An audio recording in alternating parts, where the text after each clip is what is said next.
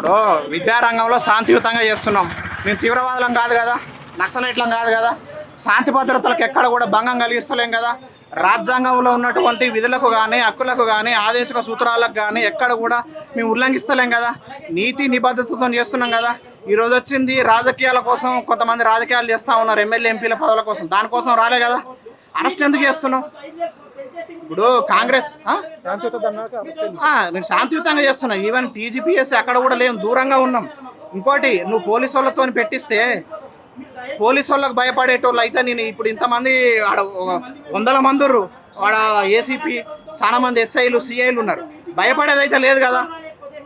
ఎందుకు చెప్తా ఉన్నా అంటే విద్యా వ్యవస్థలో జరిగే అటువంటి అక్రమాలు అవినీతులు ఇవన్నీ కూడా చేయడం వలన ఇప్పుడు మేము 4 సంవత్సరాల నుంచి ప్రిపేర్ అవుతున్నాం. 2 సంవత్సరాలలో ఎగ్జామ్స్ 2023లో మొత్తం పూర్తిగా కంప్లీట్ చేసుకోవాలి. మీరు తీసుకున్న నిర్ణయాల వలన ఆర్థికంగా మా కుటుంబాలు ఇంకా 2 సంవత్సరాలు అడిషనల్గా పెట్టాలంటే పెట్టలేం కదా.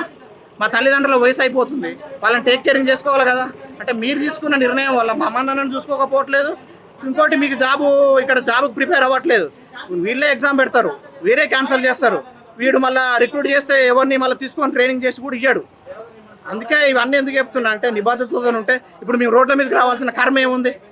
చదువుకునేటోడు సంఘ విద్రోహ శక్తులం కాదు.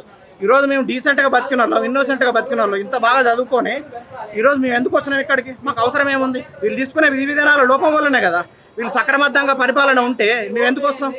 రాహుల్ గాంధీ గారు నిరుద్యోగులకు అనుకూలంగా మాట్లాడుతూ ఉంటారు కదా, మీరు రాహుల్ గాంధీ గారు వచ్చినప్పుడు నేను కూడా అక్కడనే ఉన్నా. రాహుల్ గాంధీ గారు వచ్చినప్పుడు వాళ్ళు నిరుద్యోగ భృతి అన్నారు, మరి నిరుద్యోగ భృతి ఏది లేదు కదా. మెటీరియల్ ఇస్తున్నారు, మెటీరియల్ ఏది లేదు కదా, అవునా కదా. కోచింగ్ కూడా అక్కడక్కడ బీసీ స్టడీ సర్కుల్ అవన్నీ ఇస్తా అన్నారు, లేదు కదా. ఎంప్లాయీ కూడా డిఎస్సి కూడా 25,000 పోస్టులు ఇస్తా అన్నారు, అది కూడా లేదు కదా. రీలింగ్విష్మెంట్ పెడతా అన్నారు, రీలింగ్విష్మెంట్ ఎక్కడ ఉన్నది? లేదు కదా. ఇప్పుడు కానిస్టేబుల్ 16,000 ఇచ్చిర్రు. 16,000 ఇచ్చిన దాంట్లో ట్రైనింగ్ మొత్తం end of the time training complete అయ్యేటోళ్ళు ఎంతమంది? 7,000 8,000 మంది. అర్థమవుతుందా? అంటే మళ్ళీ ఇవి ఏం చేస్తారు, మళ్ళీ నేను 16,000 గణాంకాలు చూపిస్తారు, కానీ బయటకు వచ్చింది ఎంతమంది? 6,000 7,000. ఇది నెక్స్ట్ జాబ్ క్యాలెండర్లు వేస్తారు. ఇది చీటింగ్ కాదా? అంటే దొంగ లెక్కలు కాదా? అంతే కదా. ఇది ఒక్కొక్కరు ఇప్పుడు గురుకులాలలో కూడా ఒక్కొక్కరు 3 పోస్టులు కొట్టినప్పుడు ఇంకా బ్యాక్లాగ్ ఒక 4-5 ఉన్నాయి, అవి మళ్ళీ నెక్స్ట్ వేస్తారు. అంటే మళ్ళీ చెప్పడం ఎట్లా చెప్తారు? మేము 11,000 9,000 ఫిల్ చేసినాం అంటాం. అంటే ఇదంతా మోసం కాదా? సో ఇవన్నీ గణాంకాలు కూడా ఏమైనా న్యూస్ పేపర్లోనే ఉంటున్నాయి, అంతే తప్పితే ఇక్కడ ఏం లేవు. రూల్ ఆఫ్ లాను, లా అండ్ ఆర్డర్ను మాకు అంత సెన్స్ ఉన్నది. వీళ్ళు ప్రజాప్రతినిధులు ఎవరైతే ఉన్నారో వాళ్ళకంటే మెచ్యూరిటీ లెవెల్స్ టాప్ లెవెల్ ఉన్నాయి. మేము ప్రత్యక్ష రాజకీయాలకు వస్తే వీళ్ళు తట్టుకోలేరు. ఎందుకంటే మాకు ఇవన్నీ తెలుసు, వీళ్ళు చేసే అన్ని సెప్టిక్ ట్యాంక్ పాలిటిక్స్. వీళ్ళందరికీ నేను చెప్తా ఉన్నాను, బంజారాహిల్స్ జూబ్లీ హిల్స్లో వీళ్ళ యొక్క ఆస్తులు అమ్మితే తెలంగాణ జిఎస్డిపిలో గ్రాస్ స్టేట్ డొమెస్టిక్ ప్రొడక్ట్లో వీళ్ళది 90% ఉంటుంది.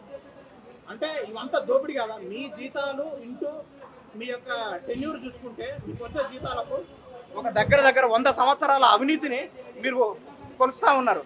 సో ఇవన్నీ విద్యారంగం వల్ల క్యూఎస్ ర్యాంకింగ్లో తీసుకుంటే ఇండియా ఇంతవరకు కూడా టాప్ 100లో కూడా టాప్ 500లో ఒక్క ఇన్స్టిట్యూట్ లేదంటే ఎంత సేమ్. ఉద్యోగిత అనేది రేట్ ఎంత ఉందో చూసుకోండి. ఎంతమంది గ్రాడ్యుయేట్స్ వస్తారు, బయటకు వస్తారు అనేది ఇంపార్టెంట్ కాదు.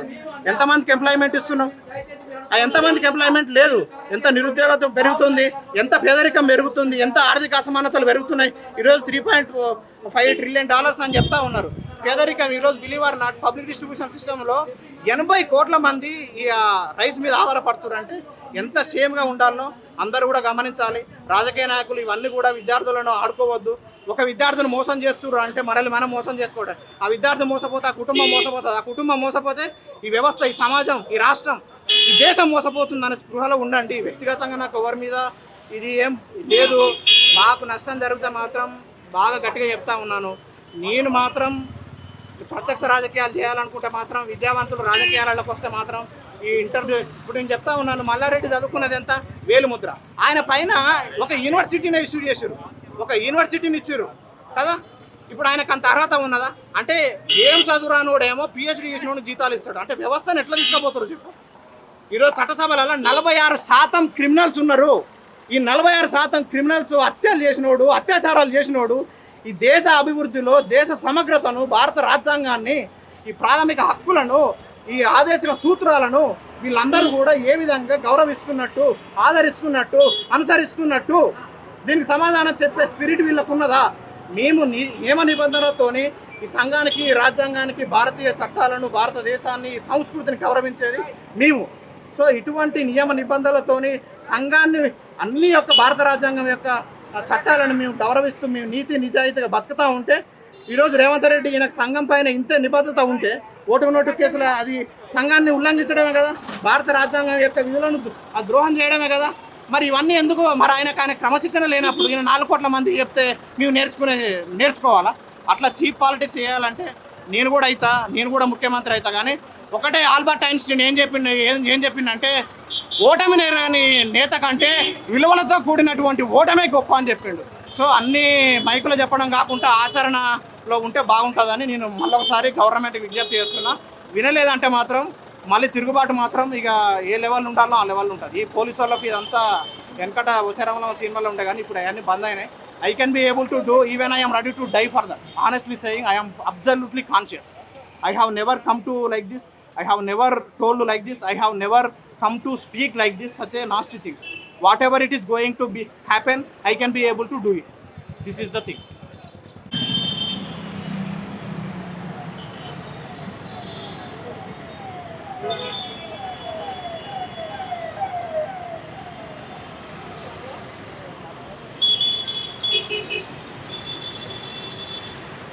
నేను రాసుకుంటున్నా మళ్ళీ చెప్పి లాస్ట్ ఓకే రాహుల్ గాంధీ గారు మీరెంతో అంటే ఆయన మేనిఫెస్టో చెప్పారు కదా, ఎంతో ఆసక్తితో మీరు తెలంగాణ పట్ల ఎంతో శ్రద్ధ చూపించారు. కానీ ఇక్కడ జరిగే విషయాలు వేరేగా ఉన్నాయి. రేవంత్ రెడ్డి గారు మా సంవత్సరం చేతుల్లో కొంచెం విఫలమవుతున్నారు. మీరు ఇంటర్వ్యూ అయ్యి దాన్ని ఇందులో రాహుల్ రేవంత్ రెడ్డి గారికి మీరు ఒక మెసేజ్ పెట్టండి, సమాజం చెప్పింది అడుగుతుంది.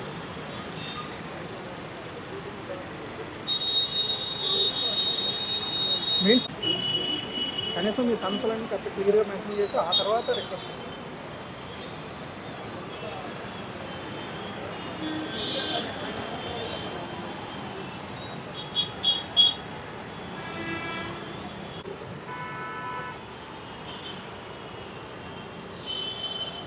राहुल जी, हम आपसे विनती करते हैं कि सरकार को आप सही दिशा में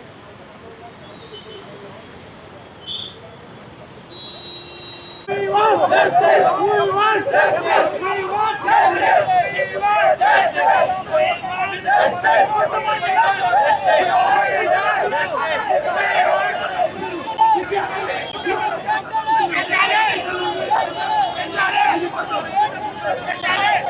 నిరుద్యోగులతో చెలగాటమా? నిరుద్యోగులతో చెలగాటమా? నిరుద్యోగులతో చెలగాటమా?